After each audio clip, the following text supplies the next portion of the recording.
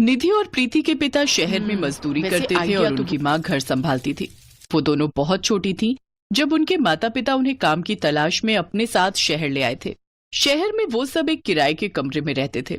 मदन ने दोनों बेटियों को सरकारी स्कूल में पढ़ने के लिए डाल दिया था। सब कुछ ठीक चल रहा था। ऐसे ही कई साल बीत गए और फिर एक रोज मदन को लकवा मार गया। उसे सरकारी अस्पताल ले जाया गया। वहां डॉक्टरों से जितना हो सका उन्होंने उसका इलाज किया। इसके बाद उन्होंने मदन को छुट्टी दे दी। एक दिहाड़ी मजदूर ने जब बिस्तर पकड़ लिया तो घर के हालात भी बुरी तरह चरमरा गए। जो भगवान की मर्जी, अब उसके आगे किसी का जोर कहाँ चलता है। सुनिए जी, आप दिल छोटा मत कीजिए, बस थोड़ी हिम्मत बांधे रखिए, देखना एक दिन सब ठीक हो जाएगा। मेरी तो कुछ समझ नहीं आ रहा उर्मिला, अब इतने बड़े शहर में हमारा गुजारा कैसे चलेगा। हमारी दोनों बेटियां बस अपनी 12वीं खत्म कर ले, फिर देखना सब ठीक हो जाएगा। निधि और प्रीति दोनों 12वीं की परीक्षा दे रही थी। अपने घर के हालातों से वो दोनों भी बहुत चिंता में थे। सोचा था 12वीं पास करने के बाद हम ग्रेजुएशन पूरी कर लेंगे, लेकिन घर के हालात देखकर अब मुझे ऐसा नहीं लगता। कोई बात नहीं दीदी, वो तो हम करस्पॉन्डेंस से भी पूरा कर सकते हैं, लेकिन फिलहाल हमें घर के हालात ठीक करने होंगे। तुम तो जानती ही हो मां अनपढ़ है, उन्हें कुछ ज्यादा नहीं पता, इसलिए अब हमें ही कुछ सोचना होगा। ऐसे ही कुछ दिन बीत जाते हैं। दोनों 12वीं पूरी कर लेती हैं। उदास उर्मिला उन दोनों के पास जाती है। निधि, प्रीति, मुझे लगता है अब हम लोगों को गांव चले जाना चाहिए। आज सेठ जी आए थे, 3 महीने का किराया मांग रहे हैं। लेकिन माँ, हम बचपन से यहाँ रहे हैं और फिर हमारी पढ़ाई सब गांव में कैसे होगा। वो सब मैं नहीं जानती, मैंने कहा ना गांव चलना है मतलब चलना है। निधि प्रीति ने काफी मना किया, लेकिन उर्मिला ने उनकी एक नहीं सुनी। अब गांव में आकर वो लोग अपनी झोपड़ी में रहने लगे, लेकिन दोनों बहनों को कुछ समझ नहीं आ रहा था कि वो अब आगे क्या करें। उन दोनों ने कई दिनों तक सोचा कि वो ऐसा क्या काम करें जो इस गांव वालों के लिए नया हो। बहुत सोचने के बाद उन दोनों बहनों ने छोले भटूरे बनाकर बेचने की सोची।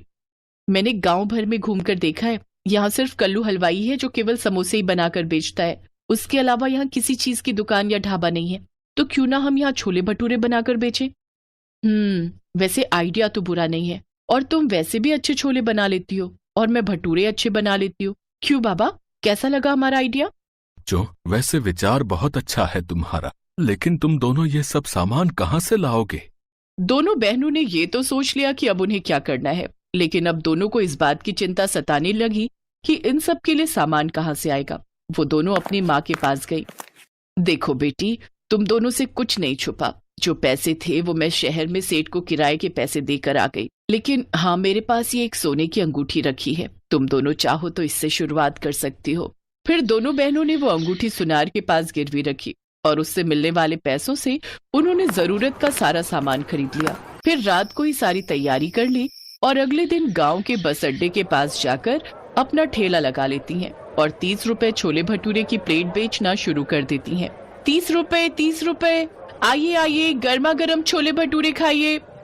छोले भटूरे, ये नाम तो सुना सुना लग रहा है। हाँ, ये तो हमने शहर में खाया था जब मैं अपनी बहन के यहाँ गई थी। छोले भटूरे का गांव वालों ने नाम बहुत सुना था, लेकिन छोटे शहर के होने के कारण वो जब कभी शहर जाते तो ही वहाँ छोले भटूरे खा पाते थे। लेकिन अब गांव के बस अड्डे पर ही जब सिर्फ 30 रुपए में छोले भटूरे मिलने लगे तो वहाँ खुद ब खुद भीड़ लग गई। बस का इंतजार करने वाले लोगों और बस से उतरने वाले लोगों ने जब छोले भटूरे की दुकान देखी तो भीड़ लगनी शुरू हो गई। बहन, मेरे लिए भी छोले भटूरे की प्लेट बना देना।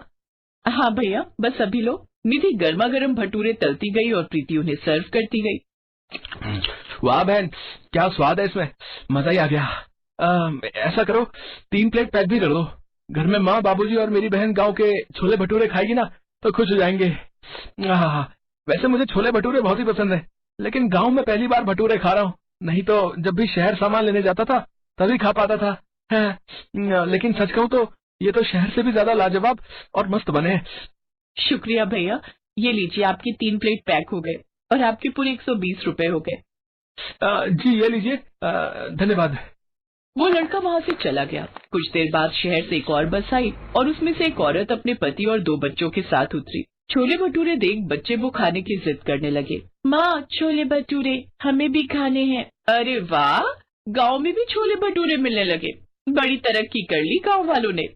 सचमुच, चलो अब खाकर देखते हैं। वाह माँ, कितने अच्छे भटूरे हैं। अब तो हम इस गांव में एक हफ्ता तो क्या 1 महीने की छुट्टियां भी बिता सकते हैं।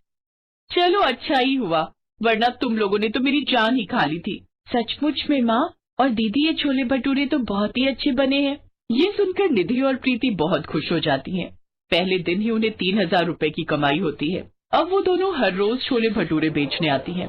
धीरे धीरे आसपास के गांव में भी वो दोनों फेमस हो गए। अब उनकी खूब कमाई होने लगी। ऐसे ही उन्हें 1 साल बीत गया। अब उन्होंने अपनी माँ की गिरवी रखी अंगूठी भी छुड़वा ली, तो वहीं अपने पिता का इलाज भी महंगे बड़े अस्पताल में करवाने की ठानी। बच्चों, क्यों तुम मुझ पर इतने पैसे खर्च कर रहे हो? तुम इतनी मेहनत से पैसे कमाती हो। अगर हमें कुछ हो जाता तो आप भी तो हमारा ख्याल रखते ना बाबा। हाँ बाबा, अब आप हमारे साथ बड़े अस्पताल चलोगे और अपना इलाज करवाओगे।